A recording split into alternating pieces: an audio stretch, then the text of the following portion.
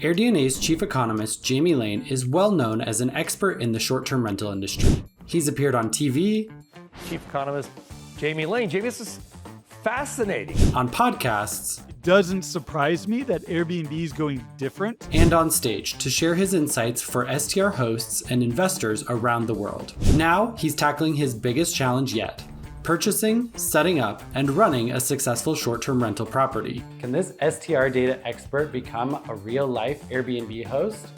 This is Jamie's Lane Change. So Jamie's property is purchased, but the work doesn't end there. Jamie now has to decide if and how he's going to update the property to make it more appealing to future guests. So we decided to add in a sports court, so pickleball and basketball. We're adding in a hot tub. We're putting in a playground for the kids, plus a fire pit outside with nice string lights, a cool area to sort of hang out in. And then on the property, I feel like we've got two built-in amenities. One is a trail that goes throughout the property down to a trout stream where guests can fish on the property. So pretty excited about that.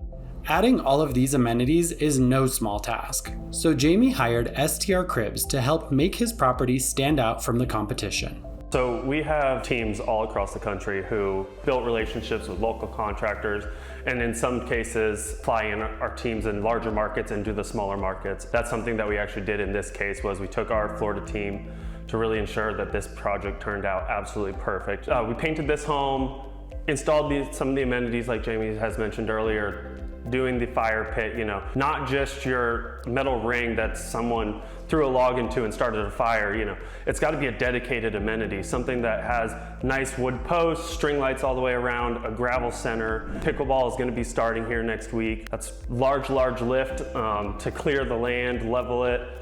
Then the other ones is going to be just hot tub, building up a nice deck for the hot tub to go on. That way it's not just sitting randomly in the dirt or on the grass, hey, let's go ahead and give it that next step to really hit on how luxurious this place already feels based off of all the things that we've done and Jamie's doing. Mark isn't the only one hard at work. While he and his team work on the fire pit and the hot tub pad, Jamie and I are tackling a different project.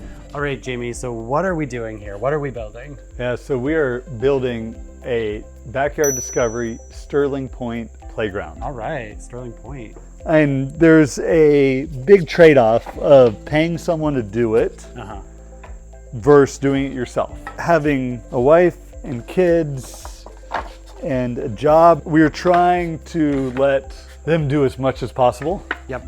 But also, I want to feel some ownership in this thing and do a little bit myself. Put in a little bit of that sweat equity. Yeah, so I felt like this was something where it's I'm not building a deck that could fall apart, I'm just building a playground that could fall apart. Right. There's a lot of debate on whether we were actually going to put this playground. Originally we wanted it there. Okay. Or maybe even over here by the deck. Okay. Mostly because we wanted to be able to see the kids while they were playing. Yeah, that makes sense. Keep them under watch. But the other big decision point is both of those spots are pretty slanted, not level, and the amount of work we would need to do to actually level it would be a lot. So. Okay. So that's why you ultimately decided to do it all the way back here. Yeah. Oh yeah, this is great. So this playground, it feels like is really aligned with what your target audience is. Am I right? So close to Helen, you have more of the party crowd looking for Oktoberfest, looking to drink, party, where we could have gone all in on bachelor, bachelorette parties. Yep. But being a bit further away from the action, having a much larger piece of land, we decided to go all in on families. Nice. So that's where we're gonna have the playground here.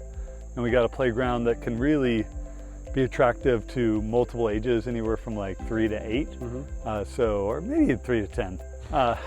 Yeah, 3 to 15, 3 to 31, who's counting? Yeah, and then if we want to add additional things in back here, we think this will be a good spot where we can add on additional things for the kids and have it really be a fun spot for them to hang out.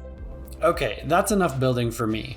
While Jamie works on removing that holly bush, I wanted to learn a little bit more about what's going on inside the property. The whole point of creating these rentals is that we're creating spaces for people to make memories. And That's Dallas Rickenbacker, a designer from STR Cribs that's helping with the interior design of Jamie's new property. Talk to me a little bit about the vision that STR Cribs has for Jamie's property. Starting with his property and looking at the concepts and the location and the guest experience, which is one of the main things of a rental property that we have to think about. We wanted to create something that was an elevated, mountain-esque feeling, encompassing lounging, but being a very elevated space. So we have a lot of fun aspects in the house, a lot of different textures to make it feel warm and cozy, but also playful. So we're trying to bring in a little bit of the landscape and the location.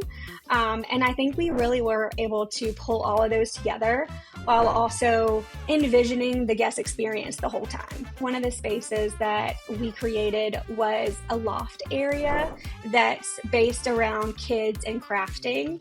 So Dallas, tell me, when you're designing a space like this, how does the design process differ from when you're designing for a typical residential home? It's like a balance, I guess, is a great way to say it. You're walking a fine line of a balance between a residential side and a hospitality side and merging the two together to find the perfect combination. And then there throws in like functionality of the furniture. You want something that is affordable, but also something that can withstand being used all the time. Bringing in elements of color, which in rentals can be so fun because you can appeal to so many different people. And also in someone's home, you don't think about, oh, I want a bright orange sofa because I'm scared.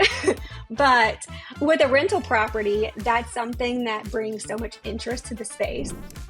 While the finishing touches are being put on the property, and while Jamie finishes building this playground, there's another item that needs our attention: actually setting up the listing so the property is ready to be booked. Make sure to subscribe to our YouTube channel and turn on those notifications so that you don't miss the next installment of Jamie's Lane Change.